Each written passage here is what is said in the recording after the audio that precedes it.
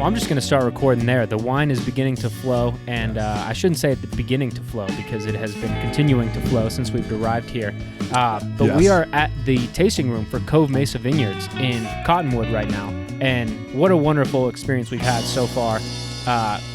Just as we jump out, if you guys are in Cottonwood, anyone listening, please come here because the wines are outstanding. For sure. With that said, I'll have you two gentlemen, our guests today, introduce yourselves and who you are. Starting over here. I'm Emil Molin and owner, along with my wife Cindy, of Cove Mesa Vineyard.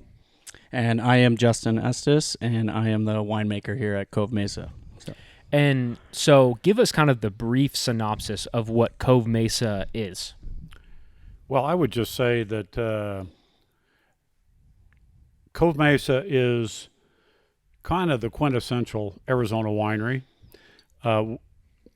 What is cool about Arizona wineries is that every single winery in the state of Arizona is a farm winery, which means that we all make less than 40,000 gallons of wine, and most of us make less than 20,000 because we can self-distribute at 20,000 gallons. So we're all tiny wineries.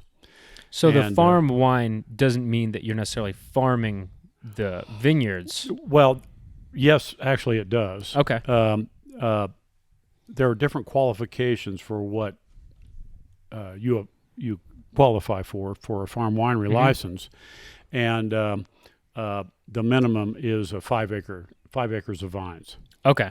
So because we're all very small, and we all have that requirement, we're all pretty close to the earth. Okay, we're not.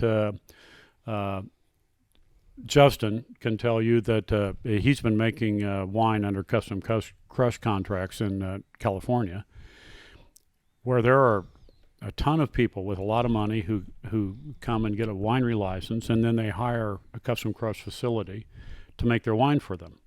And there's nothing wrong with that, but they don't really have any connection to the earth, to anything other than their ego. And Very true. Justin has made Wine Spectator Top 100 really high level wines in California for a lot of boutique wineries where he never got any credit for it because it's sort of like being a ghostwriter, Sure. Arizona doesn't really have anything like that. I mean, custom crush, there is custom crush here, but it's all on a local, identifiable level. Sure. I mean, there are small operations. Maybe they have vineyards, but they don't have a winery production facility, so they hire someone else to make their wine. Like the biggest ones up here in Verde Valley are Arizona Stronghold and Page Springs, do quite a bit of custom crush. Down south, there's Aridus is the big custom crush facility down in Wilcox. But Which is kind of similar to like contract brewing, right? it is. Yep. Yeah, it's very similar. Meaning, like, I have an idea. I have all of this, Right. everything planned out. Got this all on paper. Now Capital branding. Yeah. Right, Now I right. just need somebody to execute this wine. Correct. Exactly. Yes. Okay. Yep. So we don't do that. You don't seem like a guy who would want to do that. From talking with you for the last couple of hours and sharing some wine with you. Yeah. So Arizona is really unique. It's interesting because I've worked a lot on the East Coast, and because I'm from Indianapolis, but I worked a lot in New York and on the East Coast. I can tell you that people that live in the East don't know there's any difference between Texas and Arizona. Sure. I mean, they honestly do not know that there's any difference at all. They wouldn't even know New Mexico's in between them. Right? They Right? would. They For would sure. not. Yeah. They would not. For No. sure, they would not. Yeah. And I'm talking about people who are Harvard top 10 grads. Smart people. Yeah. They don't understand geography at all about America.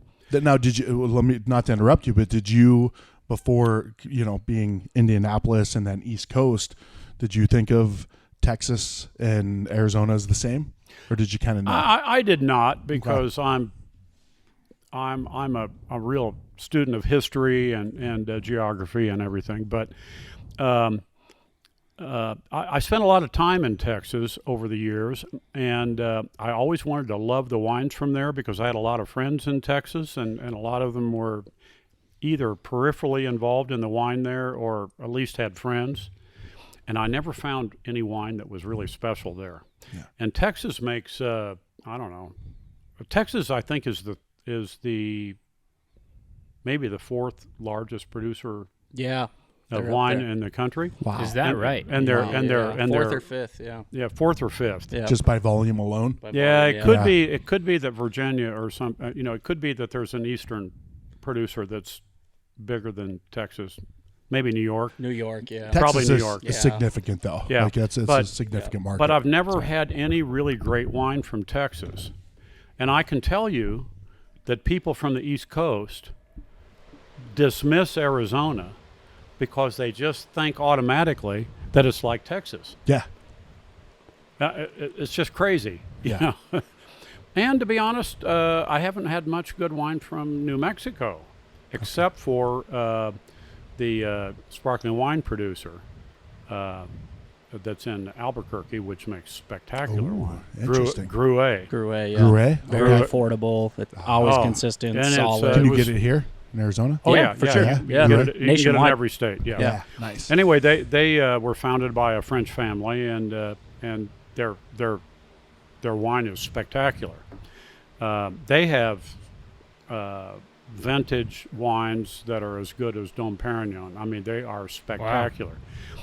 But in general, there is not any wine that is considered to be Western wine that compares to Arizona. Yeah. Arizona, I'm just blown away by it. I mean, I'm really an enophile. I love European wine. I've kind Is of an enophile someone entranced in European culture? No, I'm sorry, but eno means wine and phile means love. Okay. So it's a Greek word. A wine lover, yes. It's a Greek word that means wine lover. Learn something new every day. On Instagram, this is one of file. many. That's Yeah. you will find. And I actually apologize for that phrase, not because I'm embarrassed by it, but because I don't want anybody to be put off because they don't understand something about wine. I don't ever want to talk to people in language they don't understand. We have a lot of people who come into our tasting room and say to me, well, I don't. They're afraid to say what they think about wine. How they're afraid to describe wine because they've heard all these fancy phrases and terms on TV and in movies by people that are kind of pretentious, maybe? Yes. Not just pretentious. I was trying to think of a word that's not as laudatory. Overly descriptive. Overly descriptive. Condescending, maybe? Condescending. There we go. Yeah. Nailed it. Nice work. And I tell people, you don't need to know those phrases. You don't need to know those words. You don't need to be part of the culture. All you need to know is what you like. Yeah. That is all that counts. All that counts. And now, unfortunately, there are people in the world, and I have some good friends who are this way, that have no palate at all. Okay. And I've tried to educate them about wine. I've tried to give them good wine. And it's a waste of time. Okay? And there are a few people like that, and that's not our customer. Yeah. Okay? Because those people are going to go and buy, they're going to go to Safeway, they're going to go to Walmart, whatever, they're going to go and buy Trader wine. Joe's $5 bottles. I was saying $2 chuck. $2 chuck. And for it's sure. okay. Yeah. It's okay. Yeah. If that's what they want, that's fine. Yep. They're just not our customer. And I don't want to make them feel bad because that's what they like. I will say I would like to make people feel bad who like Kendall Jackson Chardonnay, Be more specific. I do have some really good friends who do like that. You might be alienating our listener base over here. I don't know how I feel about that. No, you were defining our listening base. I'm joking because we have sure. really good friends who we had one couple, and I don't want to get too specific about who they are, but the one guy was a 3-star general, and his wife. I mean, they're sophisticated people. If you know, if you're listening, you know. And he loves Bud Light, and she loves Kendall Jackson Chardonnay. And we would invite them over for dinners, and I would tell them they had to bring their own drink. Yeah.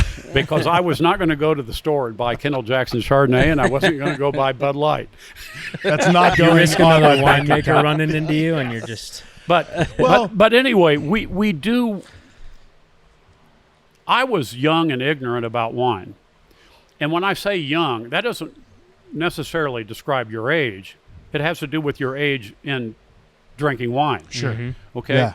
And it takes a while to develop a palate. It takes a while to really develop an understanding and be able to discern between different things. And all that matters is that you enjoy what you're drinking, and you know what you like, and you want to come back again. Yeah. Okay, that's all that's important. And I don't fault anybody for whatever their level of understanding of wine is.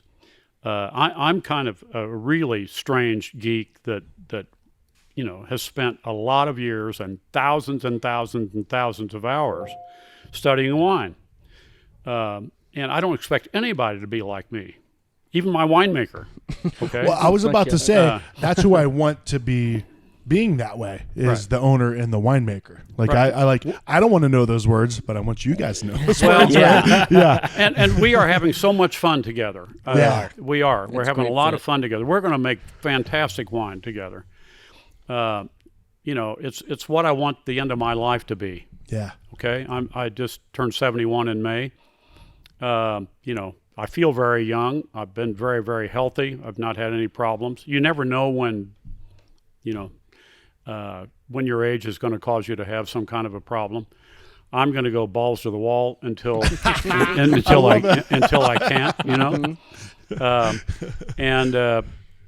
know if you can say that on a podcast. Yeah. Fuck Oh, yeah, you can yeah. absolutely say that on the podcast. Anybody Just don't- listen to this no podcast? visual that cues, is please. the No visual cues. No visual. Words only. Words only. that's the takeaway from this episode: is go balls to the wall balls. because you're going to end up with great wine. For sure. Yeah. But I want to tell you, I was retired for a number of years when we lived in Tucson, and my wife had this fabulous career, still going. She's a little younger than me. Shout out to her. Yeah, 'cause Yeah, she's no, not my, around for this podcast. Cynthia's Yeah. Cuvée, and she made us some great food. And I'll yeah. tell you, I would have never done this if I wasn't married to her. Yeah. Okay, that's because awesome. I know my limitations, and I know what she brings to the table, and what she brings to the table made all this possible. That's okay, awesome. So, but anyway, I was in Tucson, and I was basically playing golf every day. And I didn't start playing golf until later in life, and I got my handicap down to 2 because I'm extremely kind of competitive of everything I do. I don't mean competitive against other people, but against myself, If you're going to do it, you're going to do it. right. Yeah. And but there came a time I realized that I was kind of psycho about golf. I mean, and it wasn't worth being psycho about. Sure. I got my handicap down to 2. Okay, I mean, Everyone's like, we don't want to go golfing with yeah, you anymore. no, but I'll drink some wine on the course if you want me to. I actually, when I think back on it, I'm kind of embarrassed about how I was because I got so crazy about it. And it's because I needed something really important to do in my life, and there was nothing in Tucson I could find to do. Yeah. When we moved up here, I didn't even know about the Yavapai College Viticulture and Enology program Really? when I moved up here. But I found Which was out about when? it. What That year? was September 1st of 15. We moved to 15. Okay. to Cornville. Okay. Anyway, I found out about the Yavapai College program, within a few weeks of moving up here. I signed up for the classes in January of 16, and I graduated with an associate degree in viticulture and enology in June of 17. Yeah. And I'm telling you, I spent 10 times more hours studying for that than I did my law degree. Okay, and it wasn't Out of passion. out of passion. It wasn't that I needed to spend that much time, but I was so excited about it that every day I'd spend 12 hours on the computer researching every single thing that we were talking about and studying in class. And your love of wine preceded It this did. education. Well, of course, that's why I was so excited about Sure. it. Yeah. It's just an amazing thing. I don't think there's anything in the world that is more close to the earth and people at the same time as wine. There's just nothing else. Why? It's an emotional thing. I mean, when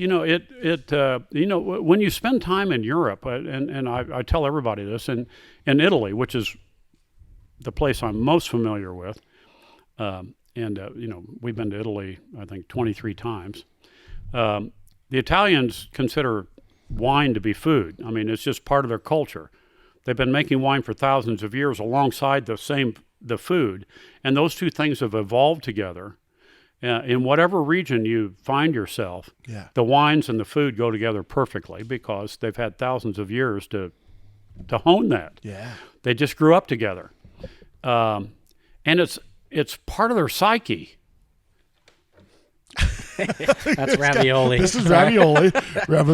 He's new to the team. He's new to the team. I just adopted him last week. Yeah, so. This is Justin's new baby, and he kind of likes me too. Yeah, he does. Yeah. He likes He's a Emil. sweet boy. Yeah. You're a dog guy. Yeah, I am a dog guy. You're Ace Ventura. Yeah. That was one of the listening. first questions I asked in the interview. I'm like, "You guys like dogs? Okay, good. We're gonna get along just fine." And then we brought ravioli in. What a sweet little baby he is. For people listening, I'm going to use this as a chance to shout out. Go subscribe to our YouTube channel so you can see Ravioli cuddling up over here. I mean, this is absolute. I'm about to shed a single tear over here. This is wonderful. He was jealous. He was like, I'm not letting this guy get all the attention. He's like, I got a floppy ear. Was she a resident wine taster? When Justin moved here, right about the time he moved here, we had done we did a big fundraiser for the Cottonwood. I guess it's called the Verde Valley. Verde Valley Humane Society. Yeah. Humane Society. Yeah. Very successful fundraiser. It's great. Everybody loves the animals, and For sure. and they love our wine. And so we had a really successful fundraiser for them 2 weekends in a row. And Justin decided that he wanted to adopt a dog, but it took him about 5 months to find the dog he wanted. And the dog he wanted was Ravioli. This guy. So he's only been part of the team for about a week. Yep. But he loves Justin to death. He rides on the forklift with him. He follows him everywhere in the winery. And he loves to give me a little loving when I show up. Yeah. It's like the adult version of Air Bud. Instead of catching frisbees and stuff, he's producing wine. Come on, it's perfect. Well, I'm working on training bungs in the barrel. They'll pop off frequently during harvest. So I'm going to train him to retrieve the bungs for me. So that will be really get down on my hands and knees. I'm in my look he just mid-30s gave now. me, he's like, dude, I've already take a lot showed of him. work. I've been playing fetch with him, so he's going to retrieve the bungs. He's for me. definitely a smart little guy, and he's a perfect addition to our family. Yeah. So. Well, and on that note, why don't you give us a little bit of your background? Yeah. So a little bit of my background. I'm new to the Verde Valley here. Moved here March Arizona. 1. Arizona, new to Arizona. It's I know it sounds like Verde Valley, but the people here call it Verde Valley. Verde Valley. As if it's Verdi. Verde Valley and Prescott. That's another new one I need. Like biscuit. Like biscuit, yeah. There's a lot of confusing pronunciations in this state. Yeah, And it's the kind of thing that people will get upset about. They will, yeah. Like you said Scott, not Skit. Yeah. That really kind of triggered me. Just sounding it out. That's a beer name, Scott, not Skit. Once again. But yeah, so new here to Arizona. I've been making wine for about 15 years, mostly in Sonoma and Napa Valley. How did you get into winemaking? So I have an uncle that is a winemaker, and I grew up in Minnesota. I was kind of back there, just kind of goofing around. And he But said, goofing around, you mean like He means ice fishing and he drinking means beer? like getting in trouble. That's what I'm saying. Yeah. And his family wanted him to find some more meaning in life. Yes, Emil called me out there. So, but this uncle I've always kind of looked up to growing up. Yeah. And he had gotten into wine. He was living in New York City. And he caught the wine bug there, actually working in the insurance industry. And he had moved out to Sonoma and kind of did the harvest bum thing. Okay. I call it, where you travel around and make wine. So I went out. What is a Sonoma bump? That sounds like a real harvest bum. Sorry, harvest bum. harvest bum. So Like that's a kind of rum how you. springer for winemakers. Like, wow, that sounds like a party, Pretty dude. much, yeah. It's a rum springer for winemakers. So what is it again? That's The rum springer for winemakers. yeah, yeah. That's an unpaid person who's hanging out, having fun, drinking wine. yeah. Like us. And, That's us. Yeah. We are here right now. Yeah. So I went out to Sonoma at 19. I wasn't even old enough to drink wine, and got down on the sorting table on the first day sorting out fruit, and everybody was drinking beer and drinking wine and talking about girls and sports. I was like, this is it for me. This is I figured it out. I found out this is what I wanted to do. Never thought this would be the thing, right? Never thought this would be the thing. And then it was actually, it's very labor intensive and a lot of hard work. And it's similar to working in a kitchen too. You got to start your way at the bottom. Like I didn't touch wine until I was in the industry for maybe, until I had about 3 or 4 harvests under my belt. Okay. So it's a lot of cleaning, a lot of preparation for the higher ups in the cellar Yeah. and the winemakers to execute the job and Okay. make the final decision.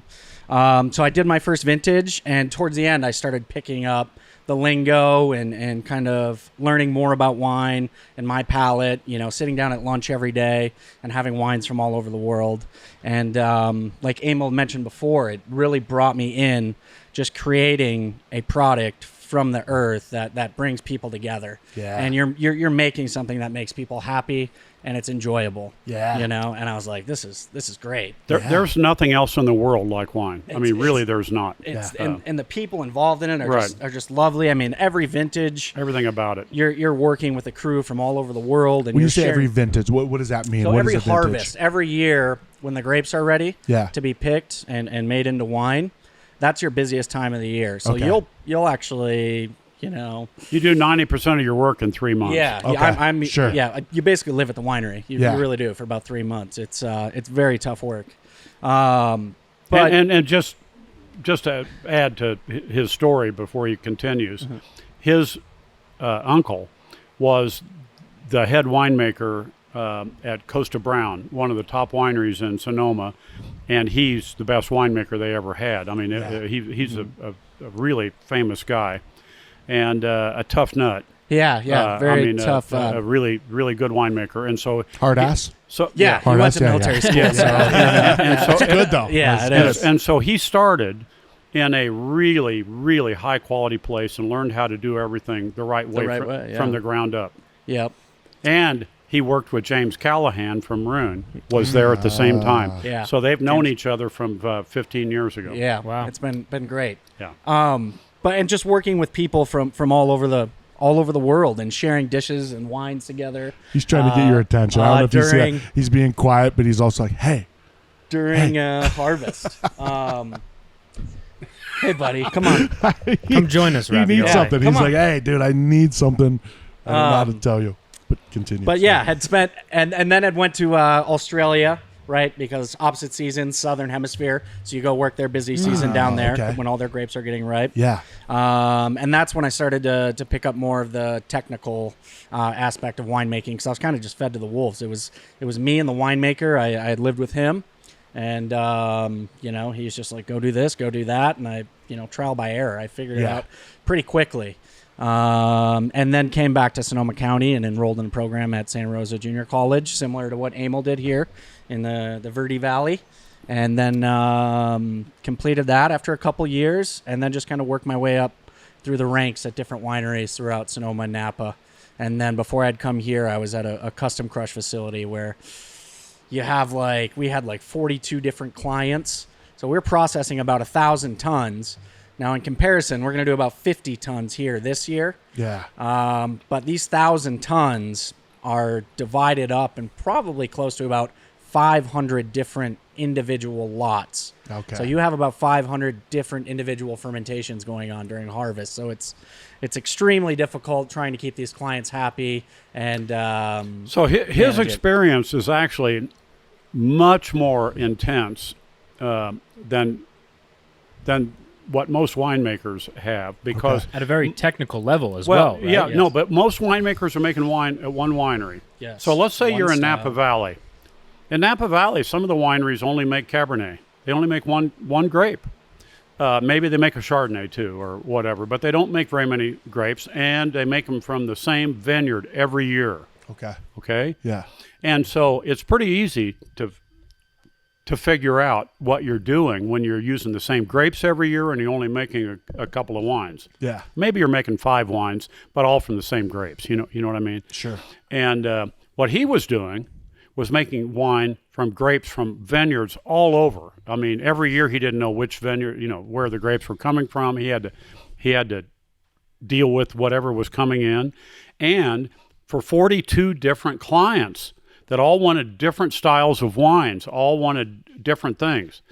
His education is 100 times more than the average winemaker in California. Yeah. Because Or the in iteration of not only variations, but ideal outcome Yeah. and sources And is style so, and everything. yeah, Right. there's so many different variables that Yes. it's exponentially more to take care of. Yes. So our friend Jason McCluskey at Arizona Stronghold, when I told him that we had hired a new winemaker, The winemaker over there, correct? Yeah. yeah, Yes. Jason's a super good guy. cool guy, great guy.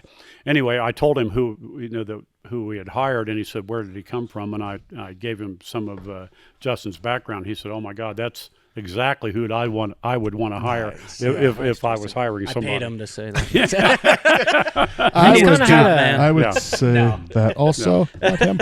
In ways, he's kind of had, I don't know if parallel is the right word, but he spent time in New Zealand, if I'm not mistaken. Yes. We just interviewed him and Terry Yep, recently. we had lived in the same town in New Zealand and have some mutual friends Wow. there. So, it's very common. And it's funny because when he was recommended to me, there was A mutual friend of ours, from Missouri, who said, "Oh, you got to connect with Jason McCluskey out there." And we had gone through the interview process, I think. And you go, "I know this perfect dude. I think you Yeah. guys would be buddies." And I said, "Is his name Jason or something?" You're like, Yeah. How did you know?" but he had heard it from New Zealand. yeah. Well, because Jason's a local, too. Yeah. Oh, Yeah. was he born and raised here? Or Pretty sure. Okay. Yeah. All right. I've talked with a lot of people recently, so Jason, if I'm mistaking Well- your story, my apologies. No, but Jason's high on my list of the best people here. Yeah, he's great. Extremely smart guy and well traveled and has done, has a good resume for winemaking. On a personal level, what is that like going to a country that is culturally, they're speaking the same language, things Yeah. like that, but also very different environment? What is that like to not only go there for an occupation, but live there on a personal level? New Zealand was great because New Zealand produces a lot of wine for the size of the country, and that's the specific reason that I went there. I'd been working at all these small, tiny boutique wineries making, very high-end wine, and not saying that the winery that I'd worked at in New Zealand was of lower tier or lower class. They made Sure. some really great wines, but it's mostly mass production. And I had never worked at a mass production facility. And that's how, 98% of wine in the world is made at these giant factory wineries where grapes are coming in, by the Especially truckload. when you go to Total Wine and see things on the shelves. It's made by, pretty much all the same 3 companies, honestly. Really? Okay. It's pretty sad. Or you go to Healdsburg in California. People think it's a cute little town and has all these little tasting rooms. It's owned by 2 different companies, all the tasting rooms. But Spirits are similar in a way. It's probably a lot of the same spirit companies too. Diageo and they're a big one. Are in They own wine some land. Yes, wineries. but the best spirit company is in Lawrenceburg, Indiana. What one's that? They make most of the top whiskeys in the U.S. Oh, really? Indiana. A lot of the top Kentucky brands and Tennessee brands were Yeah. made in Lawrenceville, Indiana. Oh, okay. Interesting. There's a Yeah, beer you name in there got to do somewhere. some research on that. You're You're being a little cryptic over there. I don't know how it's making you feel. A little unsettled. Come on, tell us more. Tell us what you know. we won't record this part. But I highly recommend, obviously, people who are going to get into the wine industry, maybe even before you pursue an education in it, do a harvest first, possibly at a custom crush facility if you can, and then do travel abroad. Because it is very tough work and it's not, it's not made for everybody. A lot of people don't make it, but Yeah, traveling abroad. Well, is it's because very most important. people don't realize how much work it is. No, it's super hard work. Yeah, Absolutely. I still And- have friends and family that think I wear a tuxedo and walk around and drink wine all day. Drink wine. Yeah. Instead, you're wearing flannel and drinking wine all day. Spin it into a platoon. And honestly, I mean, people say 80% of the work in the winery is cleaning. It might not be quite that much, but it's not far off. No, it's not far Sure. off. Yeah, the Yeah. preparation and setting up and cleaning for a job. And Yeah, it's a lot. and if you don't enjoy doing that, you shouldn't be even thinking about working in a winery. yeah, For sure. Yep.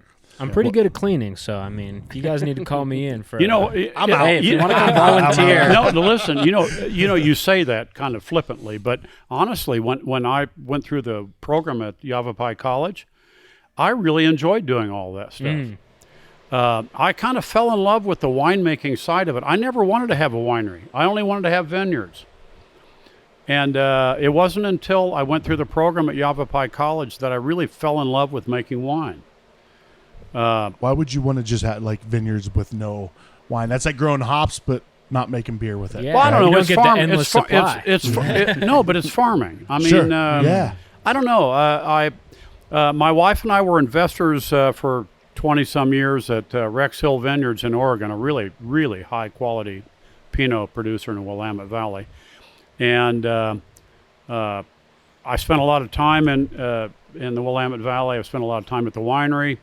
And whenever we had events, really cool things going on, I always gravitated toward the vineyard owners. I had dinner with the vineyard owners. I spent all the time with the vineyard people. And I learned a lot about the vineyard side of it. And I never really spent much time back then in the winery. Yeah. Now, years since then, I've spent a lot of time in wineries in Europe primarily because every time I'm in a little town somewhere and I fall in love with the wine, I want to go see where it's made and how it's made. And they don't get visitors to their wineries there. They don't have tasting rooms in their wineries. Oh, really? Not Really? like, it's not like here. Yeah. I'd say 95% of the wineries in Europe have no tasting rooms. Interesting. They don't have people where are their coming products in. available? Well, primarily locally. In restaurants and things like that. Well, no, but the local villagers and town people come and fill up their own containers with wine from the wineries. That sounds like Old something school out of a stuff. storybook. Yeah, It's hard for me to even wrap my head around. No, we don't have anything like that here. Okay. Yeah. At all. But if I went to a little restaurant and I fell in love with the wine, I'd start asking them questions, and pretty soon they would say, well, I don't have all the answers, but you could talk to my friend. And I would say, well, can I go visit the winery? And so I would go the next morning and I'd spend a half a day at the winery. You seem like the guy that's looking for all the answers. Seriously. Maybe you don't have them yet, but you're looking for them. Yeah, seriously, really. And I've learned a lot about making wine and what makes a difference from one wine to another. So maybe Justin has had a lot more experience with a lot of the minutia, a lot of the the yeasts and the technical stuff. I mean, I know about all those things. I mean, I'm qualified to be a winemaker, but until you really do it yourself day to day, it's not the same. Okay, so I don't claim to be what he is. Sure. I know a lot of stuff he doesn't know, and the two of us together are really, I think, good. that's right, okay? Emil, up top. Boom. Nailed it right there. Yeah. And I'm not trying to brag about myself. I don't care about that. I want to make the best wine I can make. And I've spent a lot of years studying things. And when, like I said, I'm in Europe and I find a wine that I think is really special, and I want to know why that wine is so much better than something else, and I go to the winery and I ask them, how did you make this? And first of all, the number one thing that I always find out is my favorite wines were fermented in concrete. Interesting. Yeah. That's the number one thing. Which you have done. Which we have only done with two wines and in a little thing. And, once we make a lot of money and I have the money to maybe have some concrete tanks poured in A our lot of pressure, Justin. A Yeah. lot of pressure. We're good. I would like a substantial part of our wine to be fermented in concrete at some point in my wine Why? life. Yeah. Why concrete? You told us some things earlier that blew both our minds. Yeah. Well, it's really interesting. You know, when you try to find out what is different about wines fermented in concrete versus in oak or in stainless, the number one descriptor that always comes through is that the wine gives you more of the terroir. And so, which is funny because you would think that something that had no impact on the wine at all, maybe like stainless, would be what would give you more of the terroir. Sure. But honestly, it is concrete. There's something about concrete that just kind of amplifies the good things in the wine, and it also kind of brings out the minerality. It's good for red and white both. Nobody that I know of has really had any kind of a scientific explanation about why it does what it does to wine. Yeah. But everybody seems to be in agreement that two things that it does is, number one, it shows more of the terroir, which is basically the personality of the vineyard, of the local, Sure. where it comes from. Taste of place. Right, the taste of place. It shows more of that than any other way of making wine. And the other thing is, especially with whites, it seems to kind of magnify the minerality in the wine. Interesting. That's one of the flavor components that I feel like is maybe the most misunderstood or not comprehended, not necessarily misunderstood, but not understood. Well, instead of like I confusing know what it. you mean. I understand. I agree with you completely. But the reason is that the modern style of winemaking, which is exemplified by California, really does not show off any of that kind of thing, the minerality. So most people don't notice that in wine. When you're drinking wines that are Chardonnay that you just had, okay, that is a very mineral expressive wine. If people were drinking that all the time, and they would learn more about the minerality of wine and why that makes a wine so special. But when you're drinking the modern wines, which do not have any real personality, in my opinion. The Michelob Ultras of the wine. Yeah. Exactly. You don't. There's a lot you don't learn about wine. Yeah. Okay, you just don't learn it. From the easeability, from the making it easy to drink. Well, right? Correct. And Robert Parker is the reason for that. Yeah. You know, you guys are pretty young, and I don't know if you really understand what Robert Parker did to the wine of the world. Robert Parker, who was called the Wine Advocate, I first started reading his, and I bought a lot of wine based on his reports and reviews. He first started back in the 80s, I think, maybe. Late 80s, I think it was. I think maybe earlier than Earlier that, than but that, yeah. anyway, in the 80s. And he basically homogenized the wine industry in the entire world because his ratings sold wine so well that even the most famous wineries in Europe started making Robert Parker style wine. Really? And based on his Because it sells the wine. So Because everybody it was sold the trying to wine. make the same wine. because America is such a big wine buying public. yeah.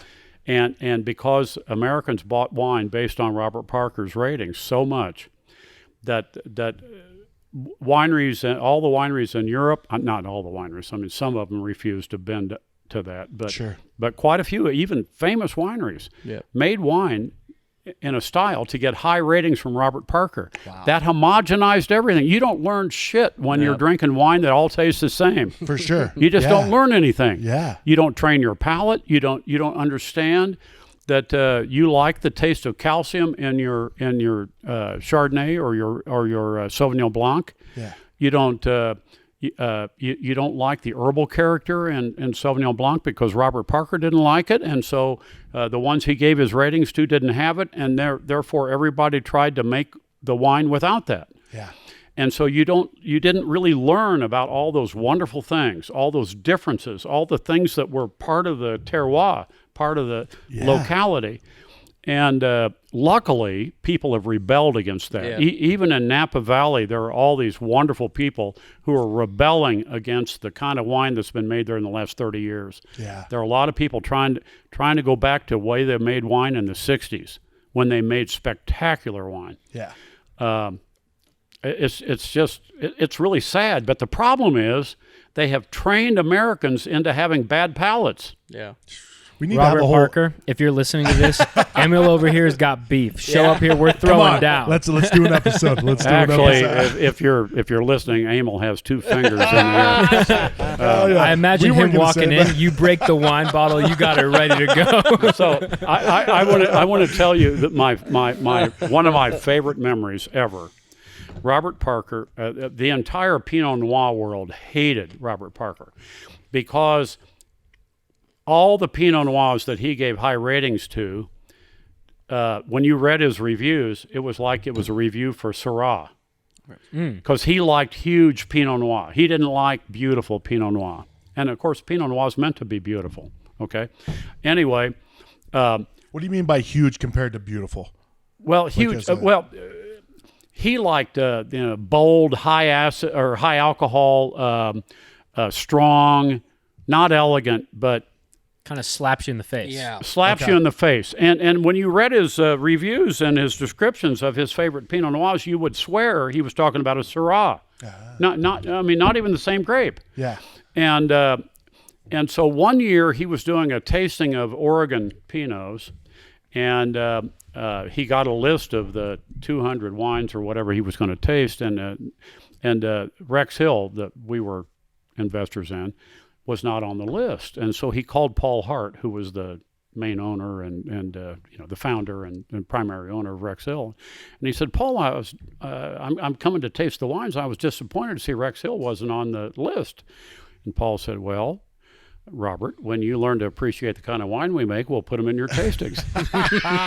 I love that. I love that. And It's a boss move right there. For yeah, sure, and for sure. truly, and that's really what the whole Pinot Noir world thought about him, to the point that eventually he hired somebody else to do all the Pinot Noir reviews, Yeah. because he was so universally hated by the people who made Pinot Noir that he figured out that it wasn't a good business thing for him to be doing it.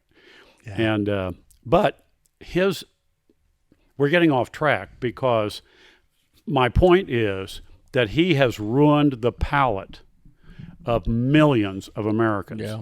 Millions and millions of Americans. He ruined the palate. Based on just One good guy. journalism. Yeah. Or Yeah. not good journalism, but creating an Very opinion. effective journalism. Very Yeah. effective, very Right. effective, very And so he homogenized the wine industry the world over. And he trained people to like certain wines that are not the best wines. Yeah. And he trained people to not like the terroir, not like the differences, not like things that were outside of what he... Yeah. And it's horrible. And, I can't state it strongly enough. I mean, it is the worst thing that's ever happened to wine in the world. On the one hand, he probably got a lot more people drinking wine, but on the other hand, he completely destroyed their appreciation for local differences and for terroir and everything. But he also created the fuel for someone like you to reignite that, right? Like Right. to be like, hey, whatever happened, like he wrote this, we wrote that. There are people that are like, let's make fucking good wine again, right? Right, Like yeah. Let's make wine. Exactly. And there are a Yeah. lot of people in California doing that new. There's a fantastic human being called Steve Mathiasen in Napa and Sonoma. And he's one of the people leading a charge of kind of a revolution to try to get back to the 1960s when California made spectacular wine. His wines are great too. And his wines are great. It's an uphill battle it's an uphill battle. Because the majority of people buying wine off the shelf in any grocery store are buying wines that were designed through the reporting of Robert Parker. I mean, it's all the wines that Americans have been trained to like. Yep. And it's just terrible. Go ahead. You go first, because I have a total different tangent. I'm going to take us down here. Well, I was going to say, dude, you were retired. Right, you don't have to get into this battle, right? he was a retired man. But you know what? I love that. I love that you because you said like you were at a point where you're like, what am I doing? Like, what's the purpose? I was waking up in the middle of the night in a panic, wondering what I was going to do the rest of my life. Yeah.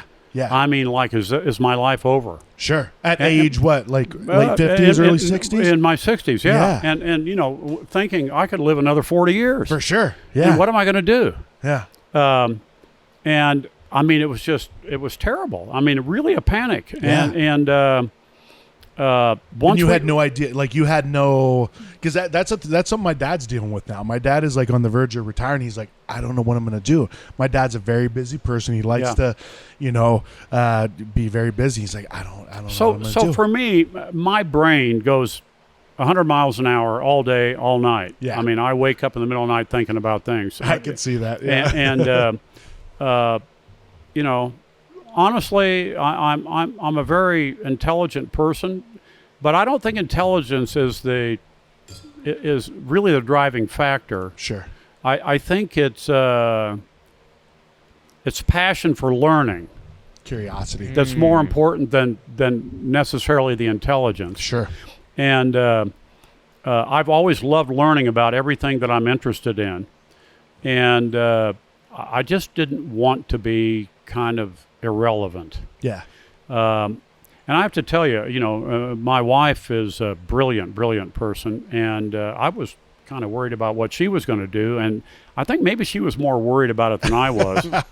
More worried about what she was going to do or what you were going to do? No, what she was going to do. Okay. And honestly, I was worried that I was going to be her project, and I still am, so to speak. Sure. That's what husbands do. Like, But I anyway, when I said to her in the middle of COVID, in 2020, that I thought we should start a winery, and I needed something to be doing, she immediately bought into it, and I think it was because she was also worried about what she was going to be doing when she retired from Raytheon. Yeah, this is a woman who worked 80 hours a week her whole life. I mean, she'd get up at 2 or 3 in the morning or 4 in the morning, and be working on her computer. She worked with a lot of people in Europe and on the East Coast, and she'd be calling them in the morning and stuff. But she would wake up with all of this stuff in her brain that she needed to go do. It wasn't because she couldn't sleep. It was because her brain was making her do these things. And I think she was worried about, what am I going to do when I retire, from Raytheon? From a high engagement type job. And and I think so she was, it was a natural thing for her to say, hey, let's do it, because she wanted something to do. Yeah. So it was good for both of us, And it's been crazy. We have our whole life savings invested. I mean, this is a stupid thing to invest in your retirement in. Justin, don't listen to that. Don't listen to that. No, it is. I mean, if you read anything about wineries, and people say if you want to make if you want to make a small fortune, you invest a big fortune. I mean, I think we're better than that because we know a lot about the industry, and she's great at running, really important projects and stuff. So we're not stupid about the money and the expenses and all that, but we're still 100% in. I mean, most people would think what we're doing is totally lunacy. Because you're doing what you want to do. And because we've invested so much of our life savings in what we're doing. Yeah. Most people are wanting the easy route when they get to retirement time. They're not wanting to take risks, and we've taken the ultimate risk, the biggest risks we've taken in our whole lives. Yeah, we're doing right now. And they're putting in the hours too. Yeah. Between here and the tasting room and Yeah. Well, that's one thing you said, right? With your experience, like in across the beer or the beer, that's where my heart is. Across the wine world, is you like the involvement from ownership, Absolutely, right? Like, yeah, and like the passion. Yeah. Like I'd kind of lost that in California the last like 3-4 years. I was ready to get out of the industry. This saved me from getting back into the industry and reigniting that passion and enjoying making wine again, because it almost became about money and was like the rat race again, and it was just at this position where there was no more love in it. And you weren't identified with anything. I wasn't identified with anything, right. no. I And mean, then just coming out for a week and tasting wine with him and seeing the winery, and I was just like, he saw it in me right away. I was like, yes, this is it. Yeah. You know? And, well, I tell you what the epiphany was. Yeah. The epiphany was when I took him over to Page Springs, and Corey Turnbull did about a 2-hour barrel tasting for us. And he was like on the ceiling. I mean, he was so excited. He knew the closing deal. Yeah. Like, I'm over there. He says, "Oh my God, yeah." I mean, and I love Corey. Corey's a great winemaker, and he is so passionate about what he's doing. And it really turned him on, to see, a local person in a small winery, making cool wine and all the thing, Did you see, when that introduction was made, did you see Yes. the potential of what Arizona wine is? I mean, I've planned personally in my career to have experience in custom crush, extremely small boutique high-end wineries.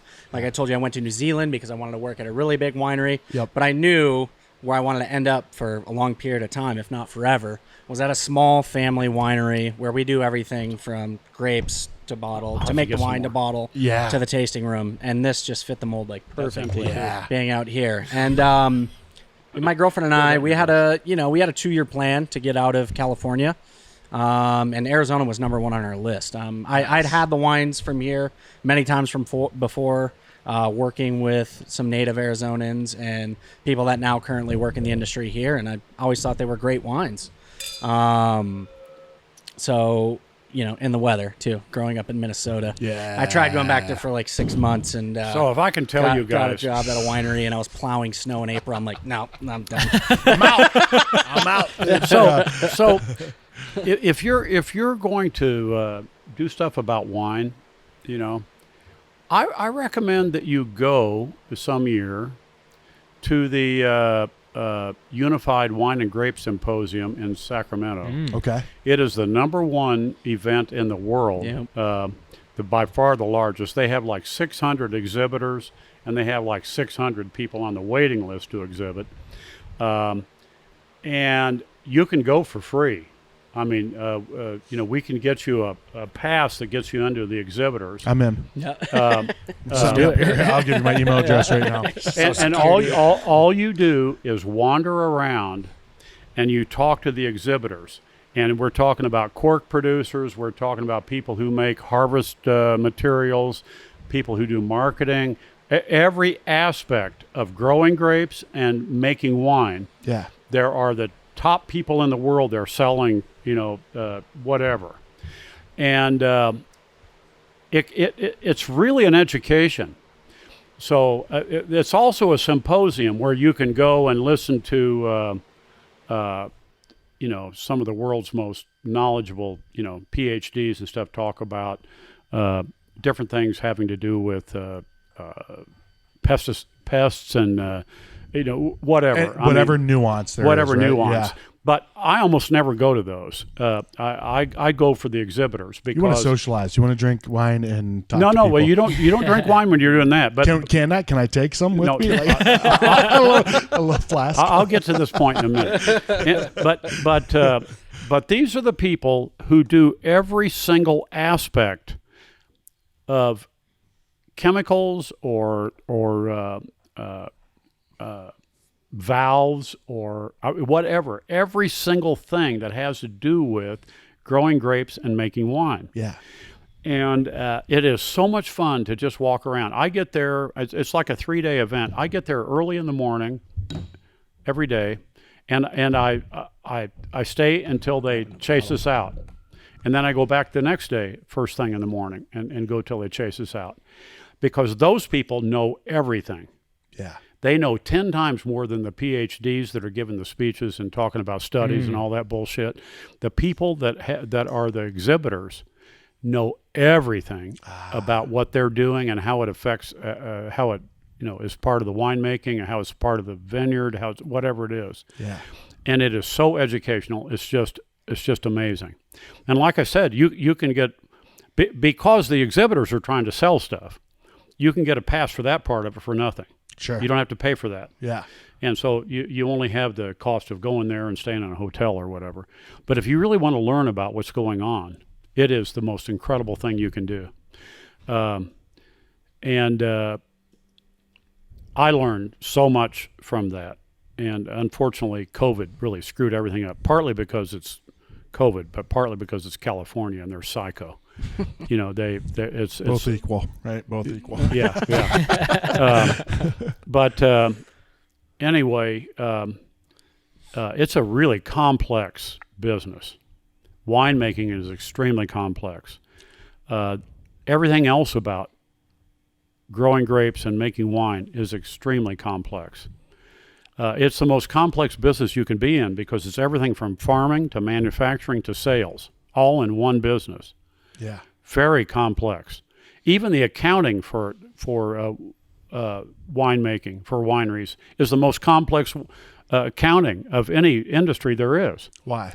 Because you have all those different things involved in one business. Yeah.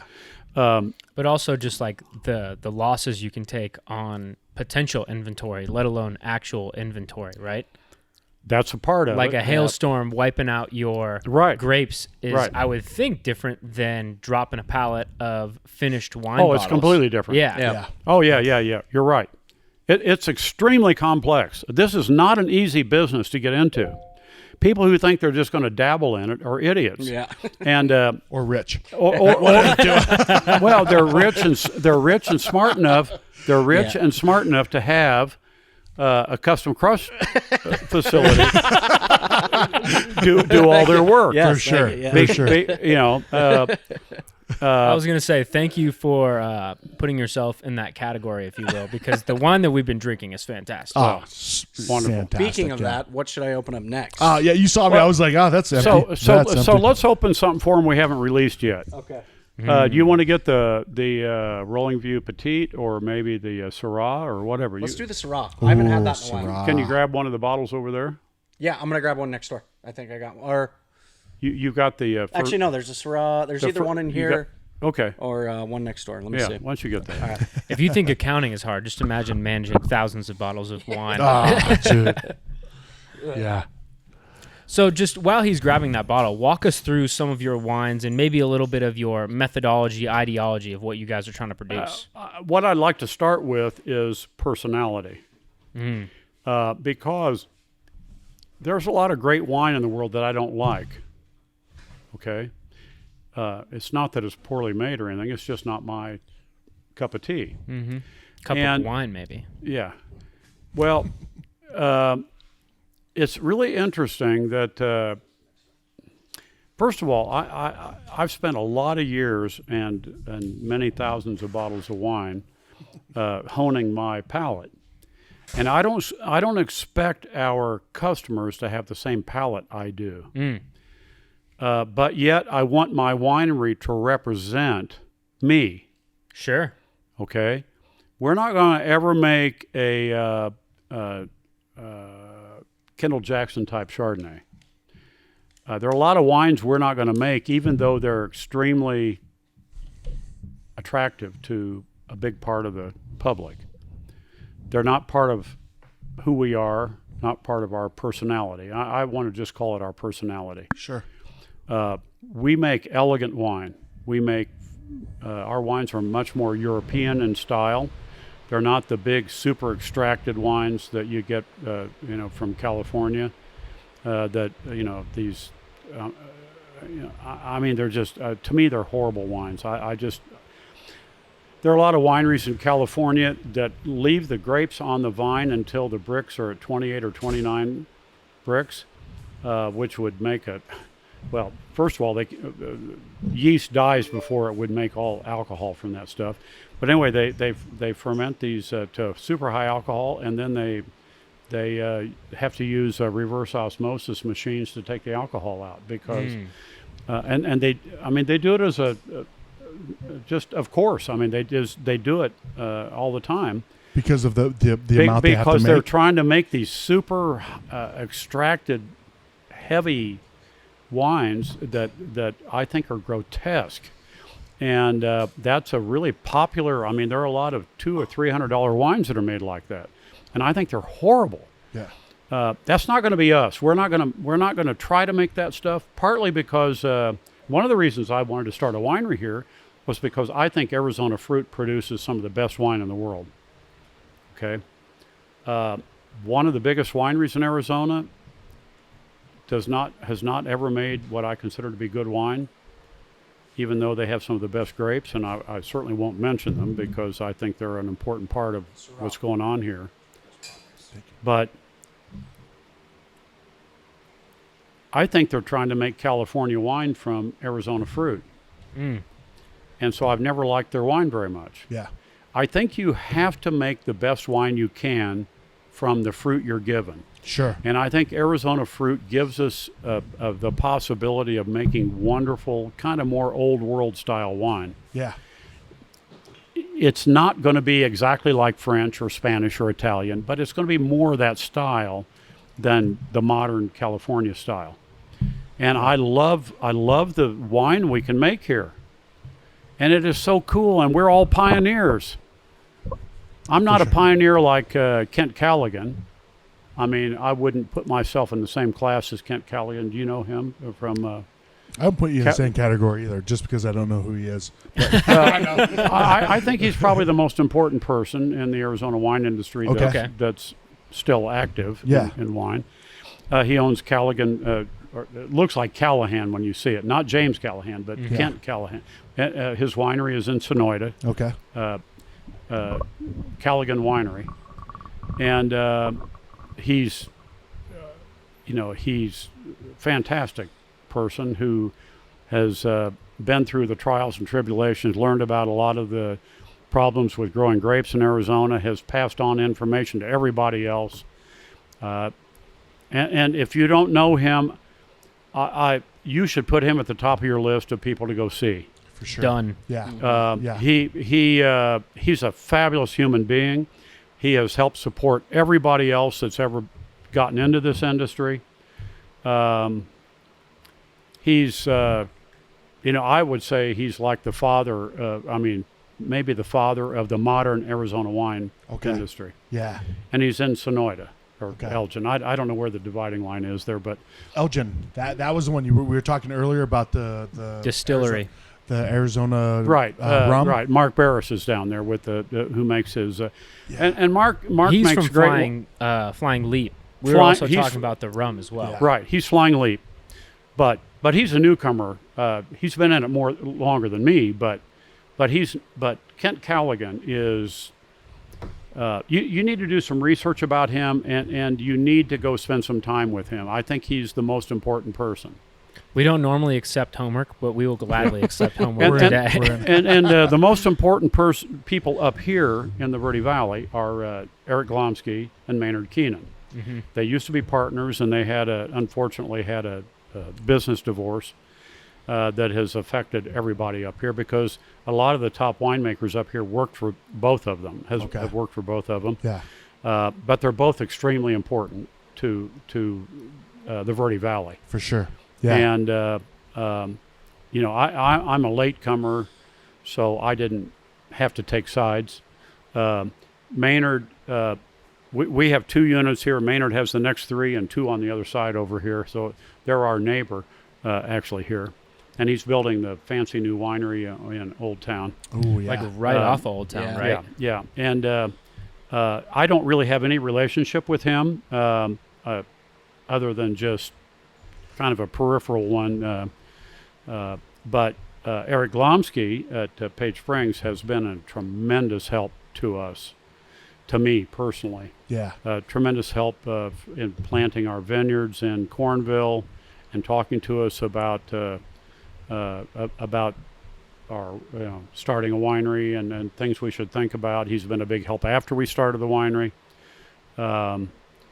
and so I know him a lot more, and I think he's an incredible person who's done so much for the Arizona wine industry.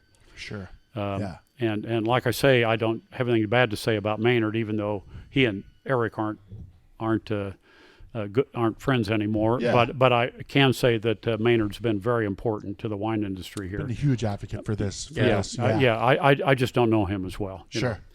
Yeah. Which I've always thought was really cool, right? Because from what I've heard about Maynard is he wants to be more known for his wine and his that. Well, I think everybody who lives here that knows anything about him knows that he is not a fan of groupies. Yes. His music groupies. Yeah. And of course, he's an extraordinarily talented person For sure. musically. Yeah.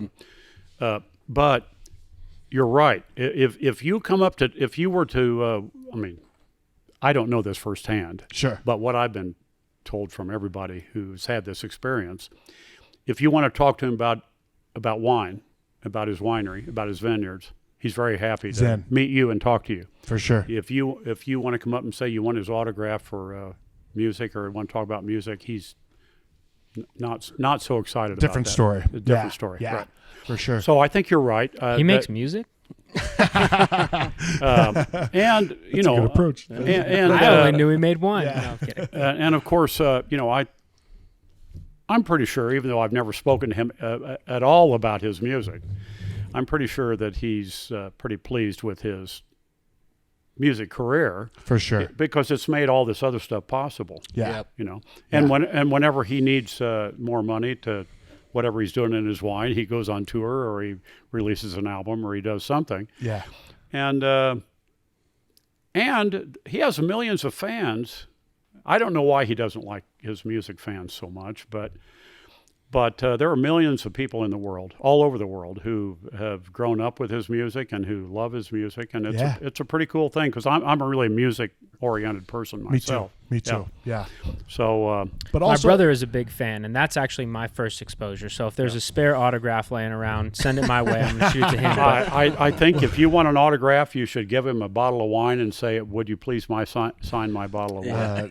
I'm going to remove that part from the podcast because everyone's going to be doing that. Maynard, this is the cover of our magazine. This is your wine. Will you please sign this? We got to set him up for that. Well, you know, I can understand it though too, right? Because like you read the book about like his autobiography, and his roots were like gardening, like in Michigan. Like he and you know, at and Merkin, you know, his father has a garden, and a lot of the vegetables they serve at their Merkin restaurant are from his father's garden. Yeah, Which is an incredible dive into food, wine aside. Yeah, for sure. And but if you're in Italy, food is wine. Remember? absolutely, yes. Unfortunately, right now I would love to be in Italy. We're not there, but it's funny. That is actually our most viewed podcast on YouTube, at least. It's got almost 1,000 views on YouTube.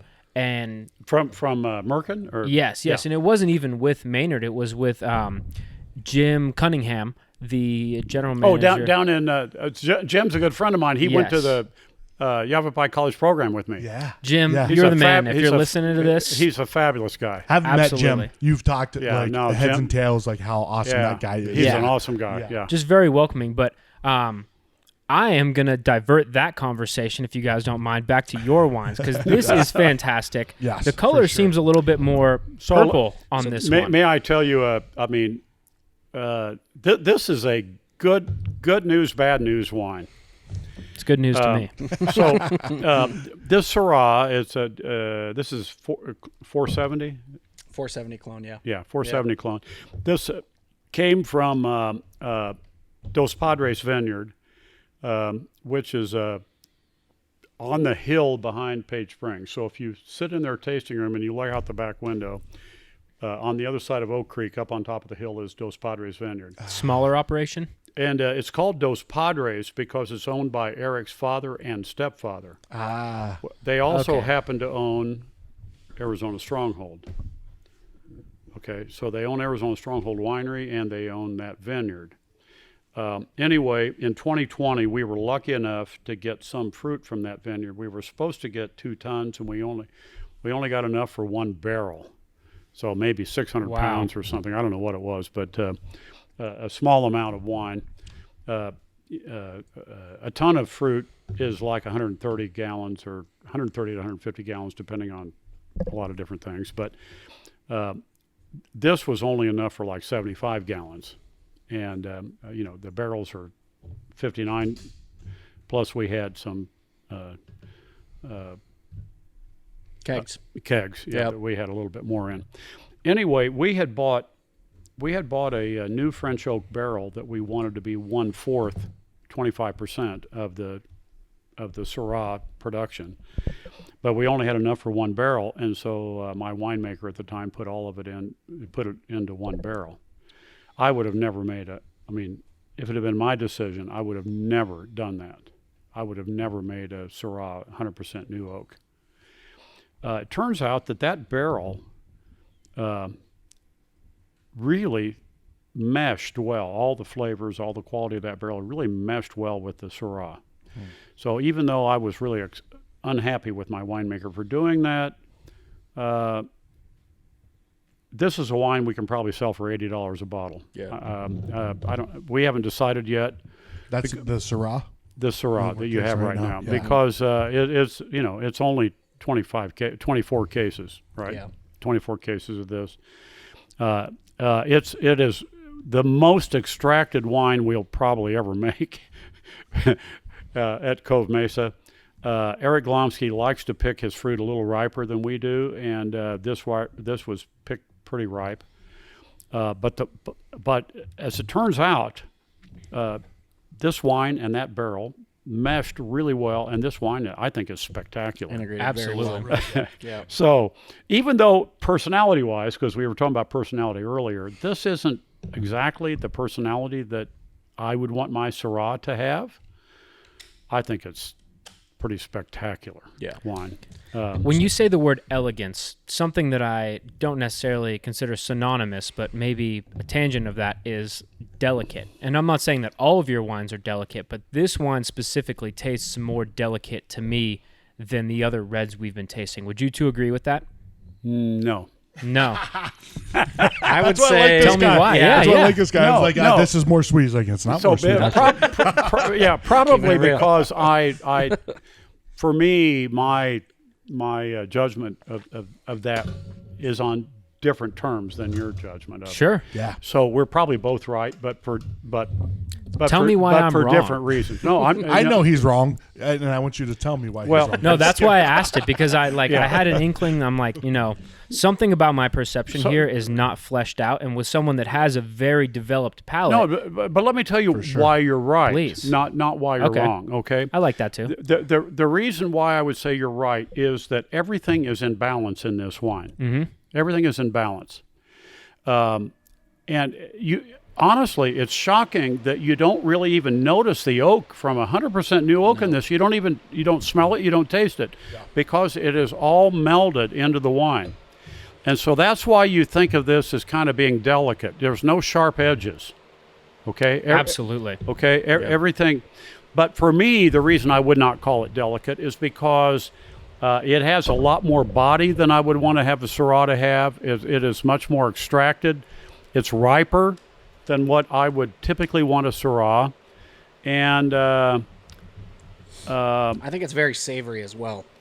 It is a lot of teriyaki kind of. Yeah. I was going to say the word jerky. barbecue sauce, and I felt like I was going to be offensive with that. No, of course not. I already told you that whatever you see in a wine. Yeah. As long as it's not Sweet Baby Ray's. Not that. Hey now.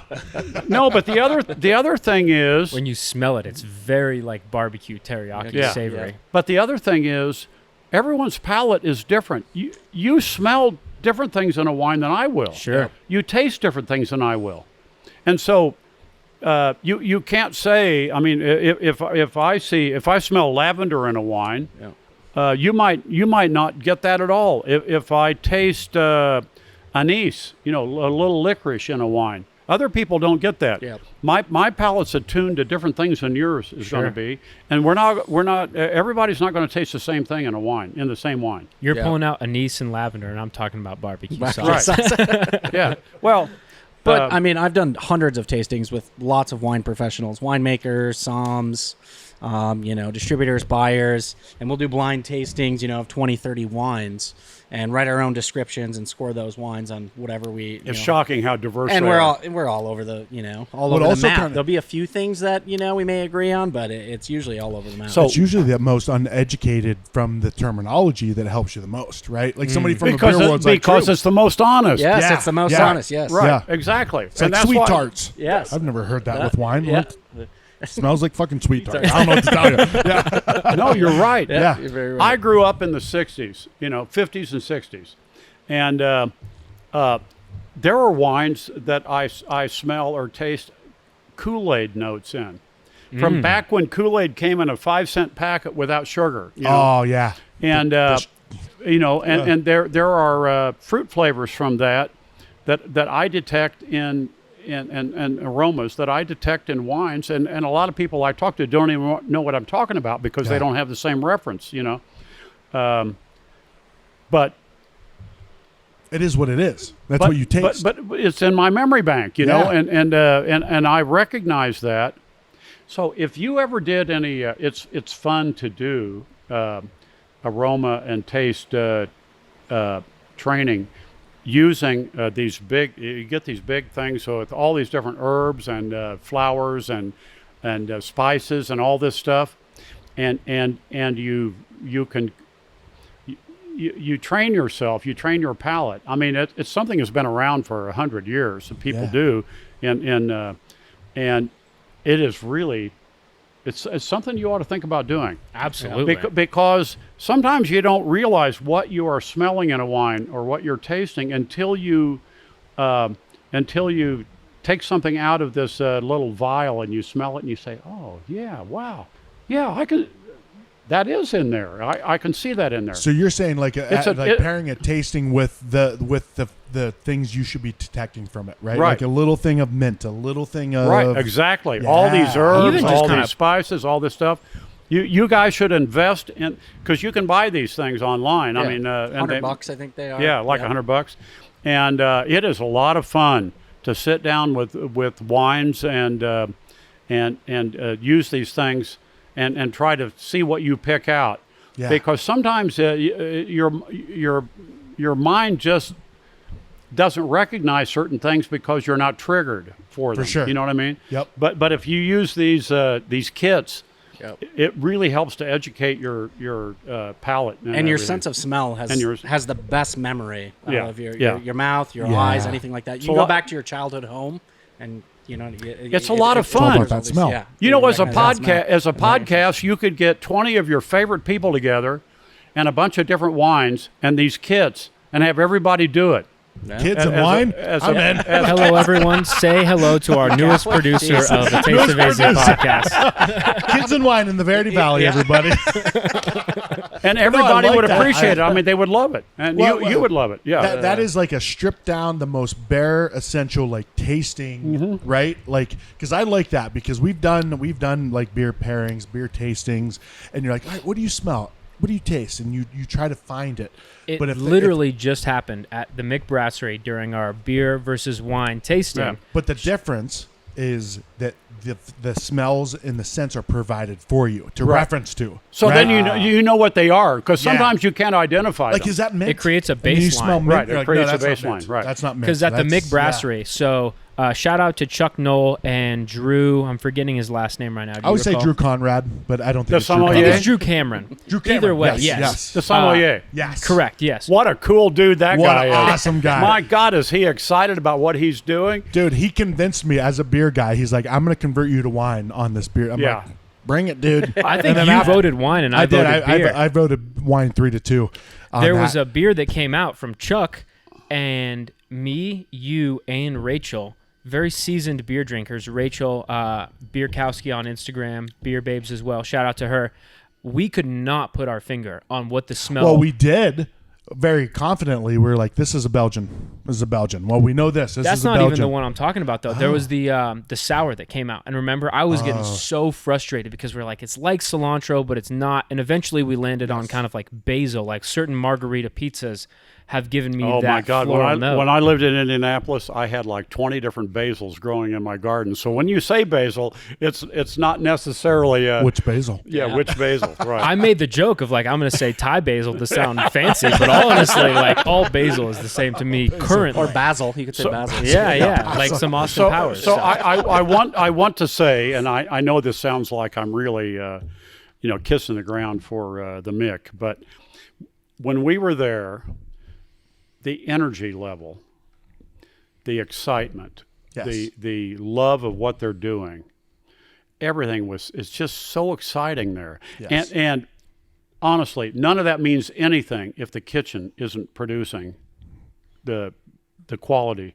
For sure. The kitchen, everything that came out of the kitchen was spectacular. Yes. Spectacular. And they were, relatively small plates. But like the black cod and the beef. The beef cheek. No, the raw, the Tartare. tartare, the best tartare I've ever tasted. I'm with you. And everything that came out of the kitchen was so perfectly executed that it was the perfect foil for all of the wines we were drinking with everything. Yes, and beers. And well, we didn't have beers with ours. You didn't have beers, but you didn't test I'm them? just saying if you're judging something you're drinking with the food, Sure. you're better. It's a lot better when you have the perfect baseline of the food. The food was perfect. Yes. And really, I don't think people understand how hard that is to have a kitchen producing. I am unbelievably critical about food. Okay.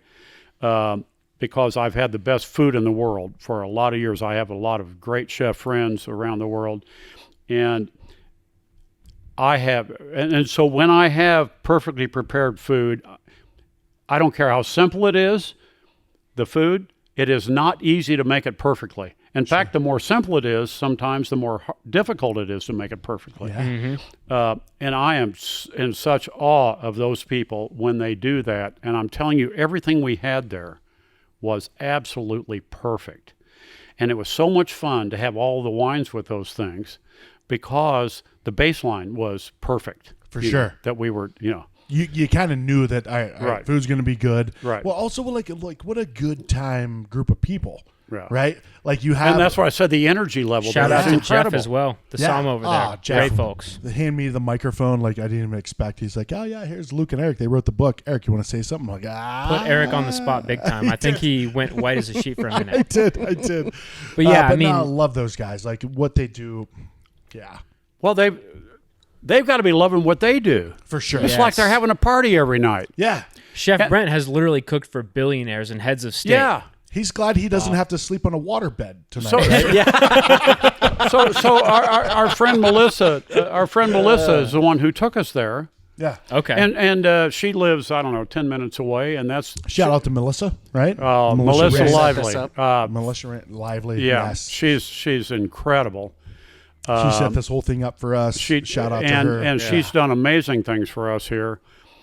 She's I never know exactly what to call her, but I always say she's our PR person. But I think she's a lot more than that. We've had fantastic contacts with a lot of people because of her. And they're all people that you want to know what you're doing. Like Right on Ruby.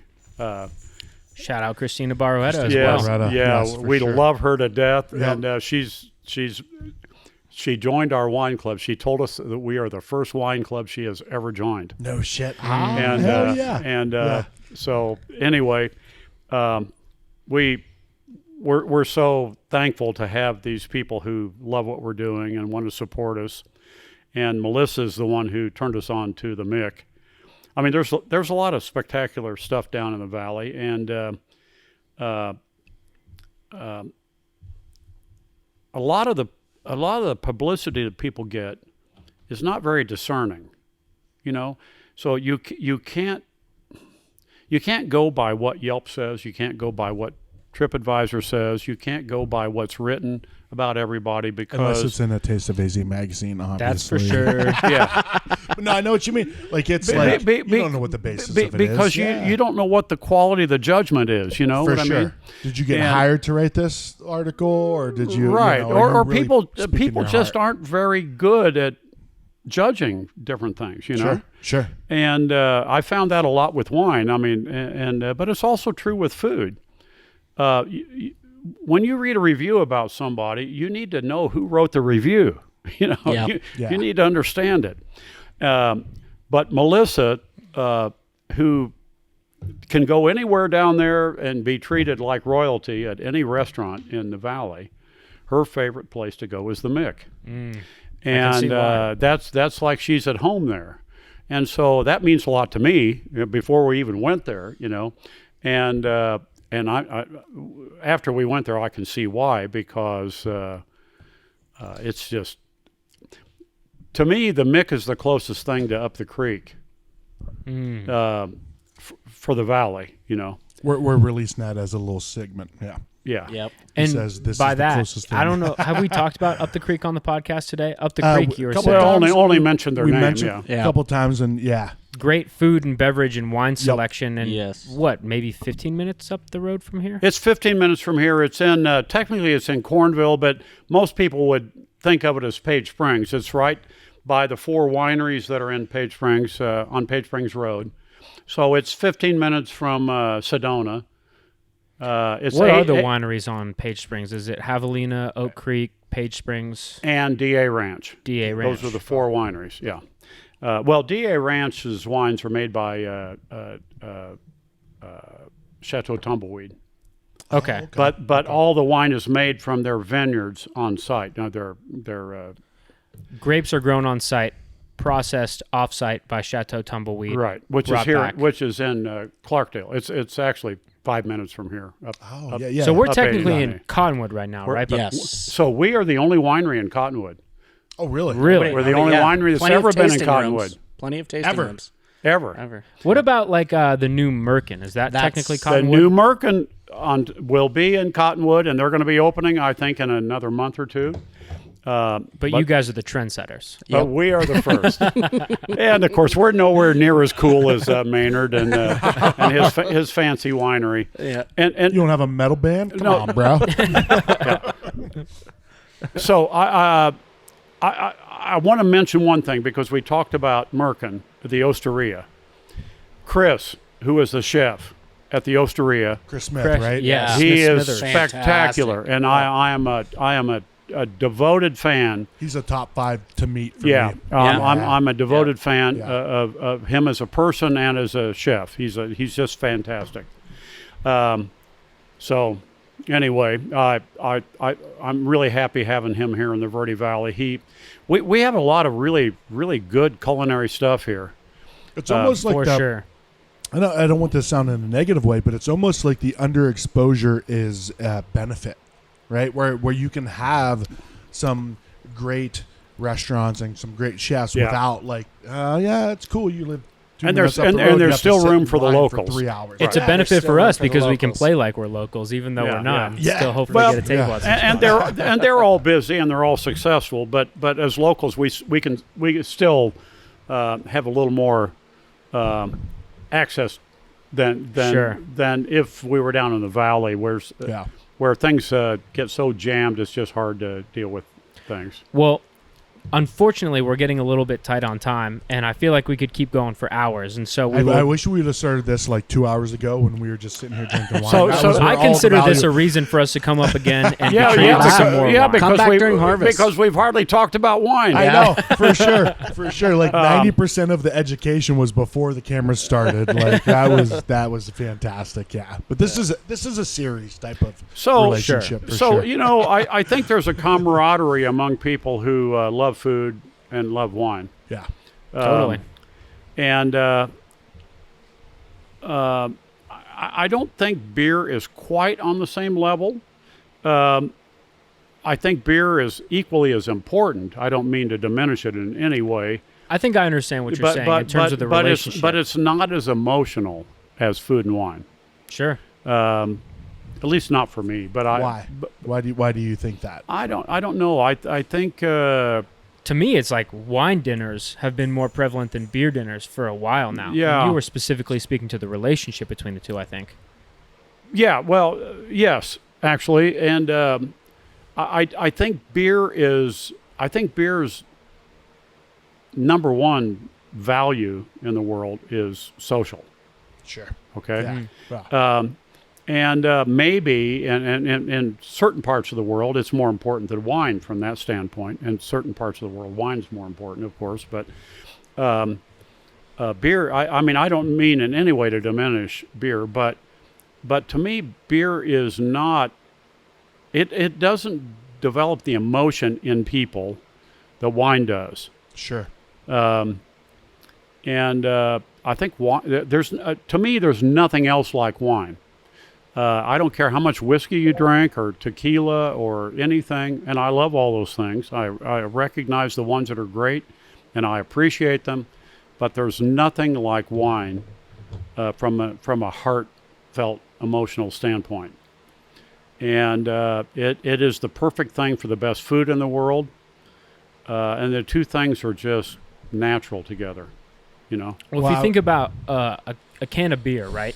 You can go to Simple Machine right by you. Maybe pick up a can of Tap That AZ Hazy, and it just takes 1 second to crack it open, right? Most wine, at least that I've consumed, has a cork on it, so you got to go through that extra motion, and you got to, the pouring is different. You have to have a very specific glass. Typically, you aren't drinking it out of the bottle. And there's the tradition of mixing beer and wine for dinners, wine and food for dinners, Right. and things like that. And I think beer is kind of coming to that point. But I understand the sentiment you're going for of the relationship, and also just the simple fact of the tie of wine to the land in a way that beer has been kind of distanced from just because of the commercial level of beer. Yeah. I think I definitely feel as though I'm resonating with what you're saying. Yeah. I almost feel like it's why not, like, not which one, but why not both? And for that, no, definitely. So, speaking for our winemaker. Yeah, I was gonna say this guy looks like a beer guy. Like, if I it takes not a lot of known good any beer to better, so listen, this guy's making listen. beer for like port. What is it? So I used to go Oregon. every year That's a to Portland, Oregon guy. the Pinot Noir celebration in Oregon, the International Pinot Noir celebration, the number one wine event in the world. There's not even a second place event. Is the Pinot Noir celebration in Oregon. It's in McMinnville, Oregon, in the Willamette Valley every year. And at the end of that event is a fabulous salmon bake done by the Native Americans and everything, which is fabulous with Pinot. But at the end of the evening, everybody's drinking beer, micro beer. Yep. And he can tell you at the end of harvest, in almost every winery in the world, at the end of harvest, when everything is done and the winemakers and the crew are all taking it easy, they're all drinking beer. Yeah. Right? Last thing you want to taste or smell is a wine after harvest. It almost seems like a brotherly or family type love, right? Oh yeah, It is, You've got yeah. the beer people that are kind of competitive against the wine people and vice versa. Yeah. But when it all comes down to it, when we were at the Mick, Chuck was saying, I love wine. Drew was saying, I love beer. And for the most part, if you drink one, you maybe drink the other. And if you don't, For sure. there's some potential there. So I've had some breweries down in the valley contact me and say that they would like our the grape skins. Oh, really? They want they'd like to know if they could have some of our grape skins to put in their Like conditioning a beer. in their Yeah. brews. Yeah. Yeah. And there was back in Santa Rosa, Russian River Brewing Company, very famous for Yes. Pliny the That's what I Elder, keep Pliny the thinking about. Younger. Yeah. So they Kinda obviously the wine industry is much bigger in Sonoma County than beer, even though beer's huge too with Lagunitas and Russian River. But Russian River would make a beer every year called "It Takes a Lot of Beer to Make Good Wine," and they would deliver a case or two to their favorite wineries. So So I do. They had a winery, right? Russian Russian River. River, I No, think, there's a Russian River winery, but Okay. they're not associated Okay. with the brewery. Yeah, Yep. gotcha. I think Eric just created a lawsuit right there. Oh my God! Lagunitas has their dark beer. Their Lagunitas. Just their IPA, what they're famous no, for? No. That's not my favorite. The Stoop something with the barn on the label, the taller one. It's a not. Is it a porter or it's a porter or stout? No, it's stout. It's the Lagunitas stout is fantastic. Yeah. And anyway, I'm into beer too. So I can tell. Yeah. Like when we started talking, you started referencing like beer. I'm like, this guy knows what the fuck he's talking about. Well, whatever you're putting in your mouth should be something special. Sure. Yeah. And Americans have a tendency to not. I mean, how is it that McDonald's survives? How is it that McDonald's survives and all this stuff? Americans put a lot of crap in their mouth. For sure. And the same is true with beer. I mean, the vast majority of American beers are not worth anything. I mean, why you would go to the store to buy those and take them home to drink them? I mean, if you're going to drink alcohol, it should be something special, right? I mean, right. Yeah. If you're going to shorten your lifespan, you might as well enjoy it, right? Yeah. I don't know. I don't know. The jury's out on that. Sure. Well, at the volume I drink, though, that's what I'm trying to say. I think it depends on maybe how much you drink, but yeah, right. But I think stress is. So I've always had trouble with this bullshit you have to put on the back of wine labels. Alcohol causes birth defects and stuff, because the study that the U.S. government did for that label, that resulted in that label, was people who are homeless and live on the street, who consume 90% of their calories in alcohol. Yeah. They don't get any nourishment. They don't, and if they get pregnant, because of course homeless women are getting screwed by homeless men. Yeah. And they're not getting any medical care or anything, and they're not getting any nourishment and no vitamins and minerals or anything. And sure, they have a lot of birth defects. Sure. It's not because drinking a couple glasses of wine causes birth defects. The Italian people drink more wine per capita than anybody in the world, and they have one of the lowest birth defect rates. Okay? Yeah. I mean, to me, that makes more sense than this stupid study where they studied people who consumed 100% of their calories in alcohol. Yeah. That led them to put that stuff on a label. I mean, it's just terrible that they did that. Not the direction I thought we were going to go, but Cove Mesa is the unofficial wine of pregnant women. Well, you know that stress. I mean, stress is one of the worst things for pregnant women. Yeah. And because pregnant women in general are emotional, I mean, it's an emotional time, and hormonally they're emotional. Yes. Stress is a huge problem. And a glass of wine at the end of the evening might be something that makes a big difference in the stress level. So could be that drinking wine every day is actually beneficial for women who are pregnant. This is not an official Taste of AZ viewpoint. No, I'm just kidding. You know what? Like Luke and I have been up here since 2 days ago. I had a pinched nerve in my back, and I went to a chiropractor and got adjusted and drank a glass of wine, and now he's good to go. Well, that's what he said to me. He's like, dude, I'm like, should I like lay in bed and just rest? He's like, no, dude, get up, move around, take a hike, go for a bike ride, drink some drinks. I'm like, nailed it. Got that one. I don't have a bike. I'm not going to go for a hike, but I'm going to nail those drinks. Hey, listen, I'm an old man, and I get in my hot tub at least once a day. Yeah. It's good for your blood flow. And it's also good for all those kinks, yes. Everything.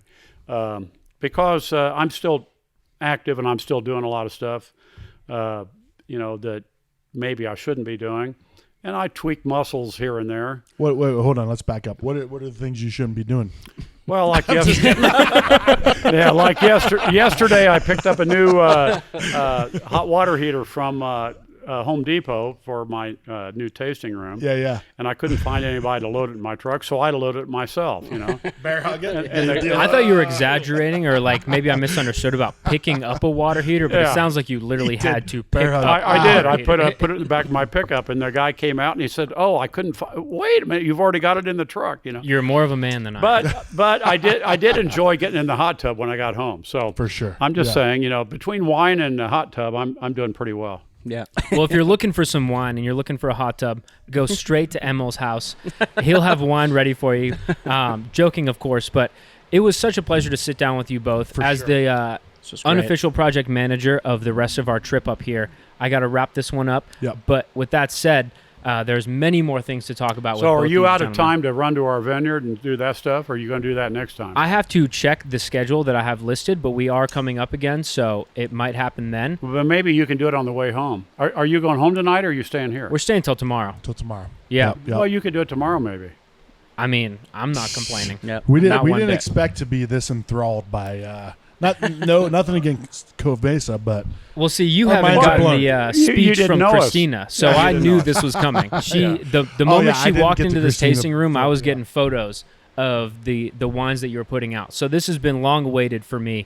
But for this episode, I'm going to call it here. Gentlemen, we will resume, and it will feel, I'm sure, like we've just picked up where we left off. And thank you both so much. Yeah, What thank a you. pleasure. Thanks, guys. What great wines. And, I want to say I love what you absolutely. guys are doing because, even though I'm an old man, I do understand that the world of communication is a lot different than it used to be.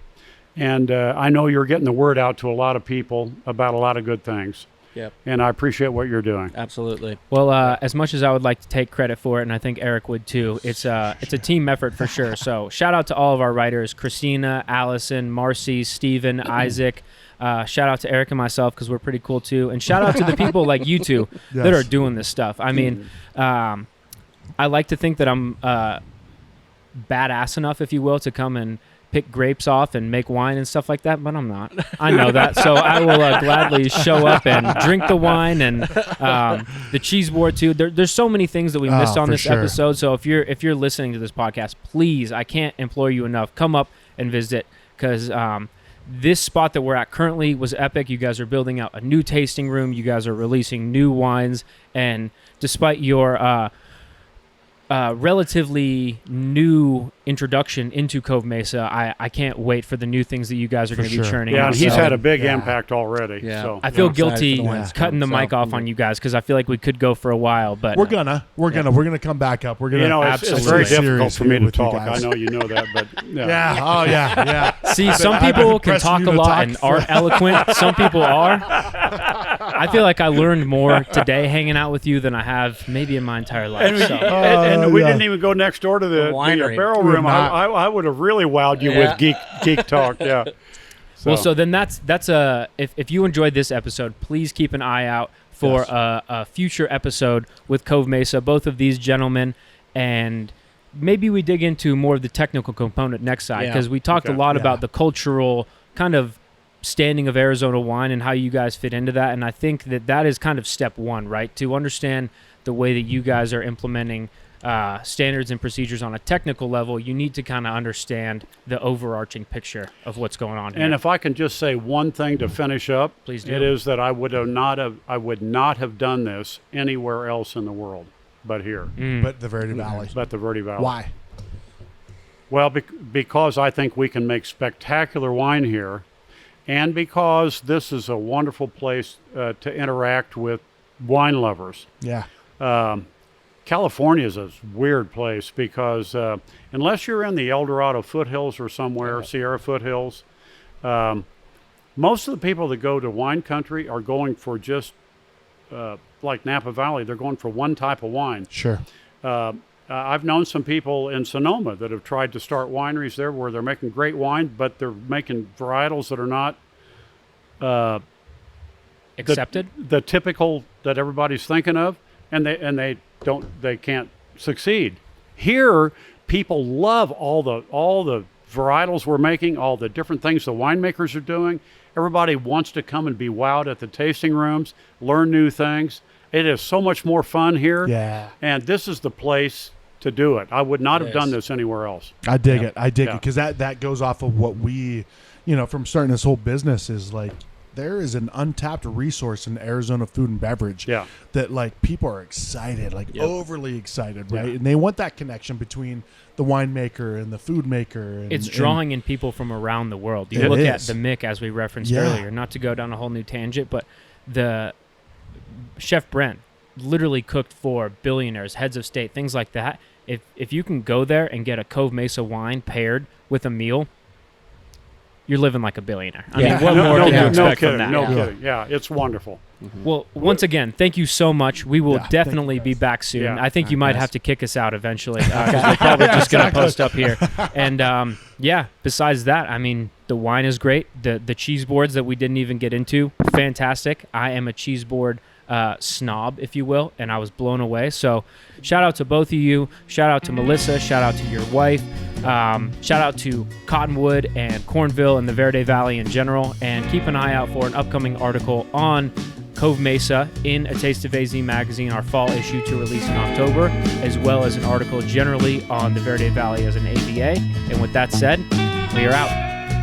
Cheers. Cheers. Bye-bye. Thank you.